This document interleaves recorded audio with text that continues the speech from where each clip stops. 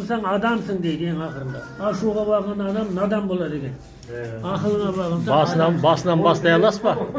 Basından bastaya alaspa. Ha. Bak. Aytayım mı? Yazayık da. Жақсы söz жарымырыз. Yok. Aytayım mı? Müslüman bolup tuğanға.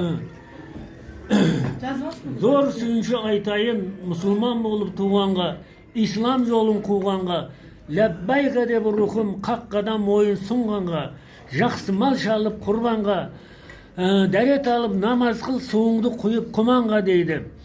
Zeket berip qajga var, aynalmаңыз құр малға, бұл дүниеге айналып, хақ берген асыл дәулеттен мақшарда күні құр қалма дейді.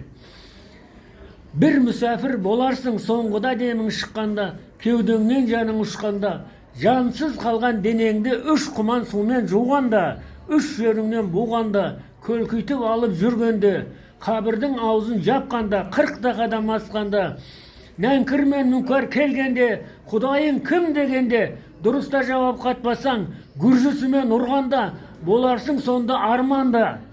Шеберді шебер дегенше, Алланы шебер десеңші, қар жаудырып қыс қылған, жұмыртқаны құс қылған, құрсақта жатқан балаға ризығымен дем беріп құдіретімен жаратқан, айналайын ағайын, көңілге иман бекітіп, үйретіңіз туғанға, исламдағы 5 парыз жанған оттан құтқарар, хақ таразы құрғанда, Есқали би айтқан, жамандықты көп қуған, бір бәлеге жолығар, жақсылықты көп қуған, бақ дәулетке молығар. Өзің ғана ойлаған жамандықтың белгісі, өзгені де ойлаған адамдықтың белгісі. Үлгілі сөз білмеген надандықтың белгісі. Бар жоғына қарамас нағыз жомарт ер кісі. Ашуыңа бағынсаң надансың, ақылыңа бағынсаң адамсың деген. Онда жақсы сөздер өте көп қой, өте көп. Тағы да біраз сөздерді үйренуім керек өзір. Осы сөздерді айтып, көп жерлерде адамдар ешқандай